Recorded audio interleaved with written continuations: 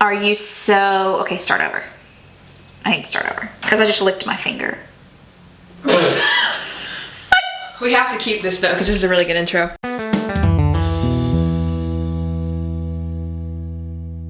Welcome back to Tuesday Talks with Red, episode 25, where today I talk about all things Africa. Well, probably not all things Africa, because we would be here for days if I talked all things Africa.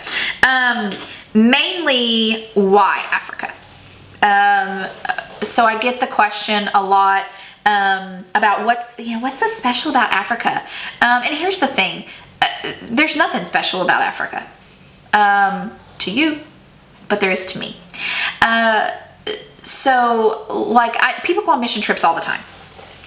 And usually, especially if there's somewhere that you go back to habitually, there's just a special place there for you. Or, if you go somewhere once and you have a word or are forever changed because of something that happened there, like nobody can take that from you. Like nobody can. And so for me, that's really what this is.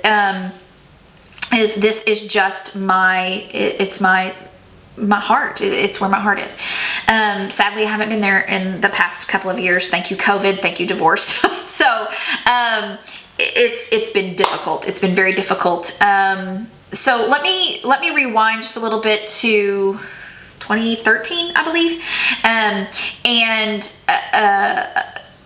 had gone to a worship service at church, and I had really been in the middle of that.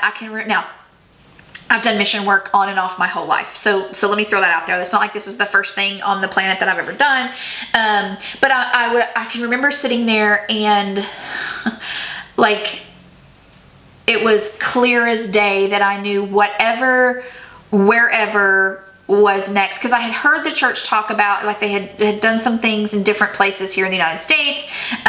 They had been doing some things in Brazil, lots of different places. They're about to do some things in Kikoker, Belize. So there was a lot of things swirling around.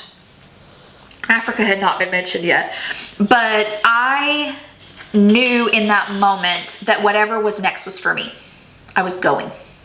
Period, end of sentence. Not anything of myself. Those of us in the Believer parking lot, it was 90,000% the Lord. I knew that the statement was, Billy, you will be going. Now, the weird thing is I was not a part of this church.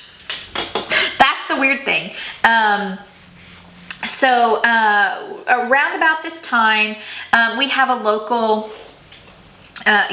some of you guys may know of it because it's started to spread out, but we have a local restaurant called Tacos for Life. It used to be Pizza for Two, P-I-T-Z-A for Two, that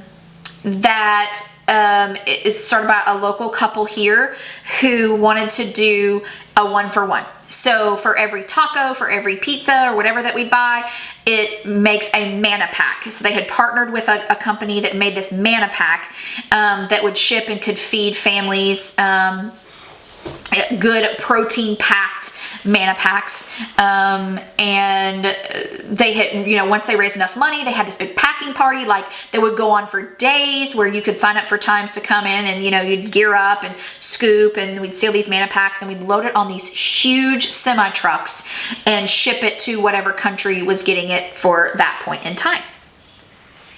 So this church had offered up our space for allowing for the manna packing to happen for this go round.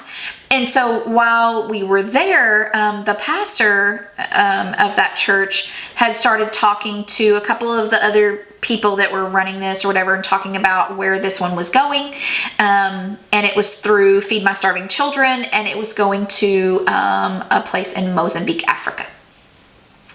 So the more the conversations happened, the discussion was that there was only 2 feeding centers in Mozambique, Africa that were getting this. But like if you go just a little bit south into Swaziland, there was like hundreds, and all around. And so the question was raised, like, why? Why are there 2 in Mozambique, in this little tiny country just a little bit below? Like, there's hundreds. Like, this doesn't make sense.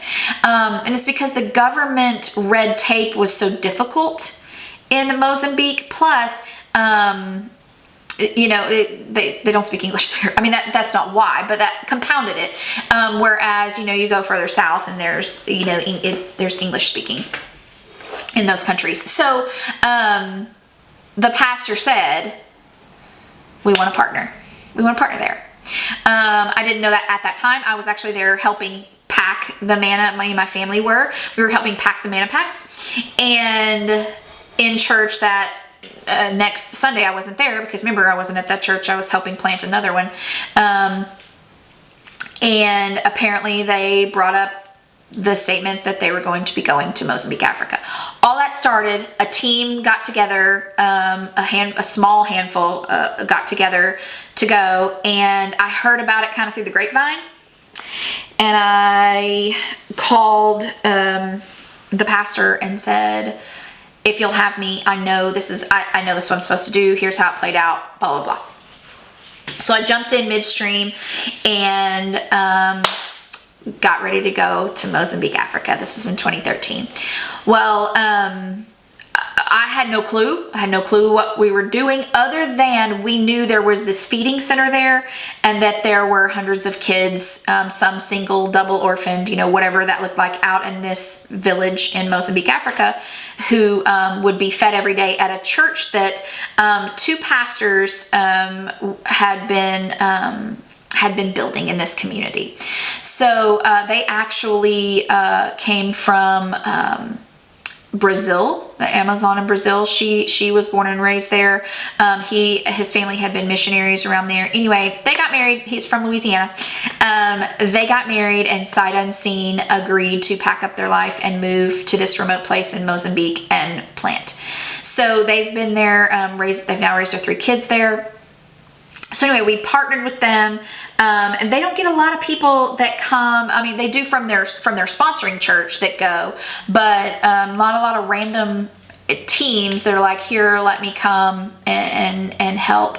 So we went on that first trip knowing that we were going to just help feed some kids, and I was shocked. I think I was more shocked by the fact that the pastor, so he would say some things that if I were to tell you, you'd be like, oh my gosh, that's how you feel about those kids? Or that's how you feel. But he made the statement that there's something, this is a completely different culture. And there's some things that you just have to be desensitized to so you can focus in on what needs to be focused in on. Okay, so that first trip, I can remember we did what we were told. We loved on kids, we played with kids, we fed kids, we did all the things with all the kids. And then we went to another town that was the sister. I told you there were 2 feeding centers that were being fed by this company through with these manna packs through this company. So we were going to one of the sister places, and I will never forget being there in what seemed like even more of a remote situation and remote village than what we had come from. And it was a whole different dynamic. We built helped them finish building a playground there. And I remember standing watching the line of kids just line up. That for some of them, this is the only meal they'll get. Okay, and just watching them line up and wait for this food. And the kitchen ladies were working to scoop out, the rice and the beans or, whatever they were getting for the day. And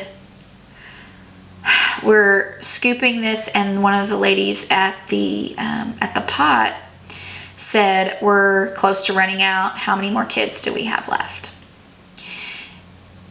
And my heart stopped. So as our team walked down and kind of did just a random head count, we had 175 kids left. And I could see the bottom of that pot. So it's not like a stock pot like you have in your kitchen, like a little bleep. No, it's like a pot, like a pot.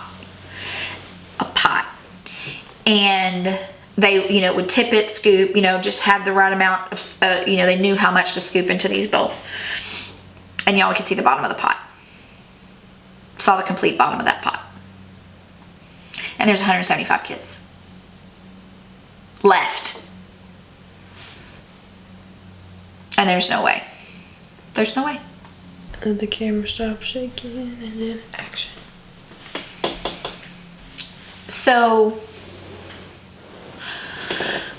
we just prayed. Okay, so we're parking over in the Believer parking lot for a moment, and you're just gonna have to bear with me if you're not. We just prayed. We prayed that the Lord would give enough for these kids. And so she would scoop and serve a bowl, and she would scoop and serve a bowl. And I stood there and watched every one of those 175 kids get fed out of a pot that I could see the bottom of. And nobody was cheated. Nobody just got a bean and a piece of rice. Every kid got fed.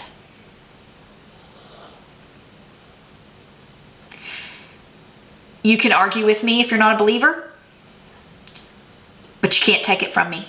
I was there. I saw it. There were 3 other women standing there with me that saw it, that I know here today.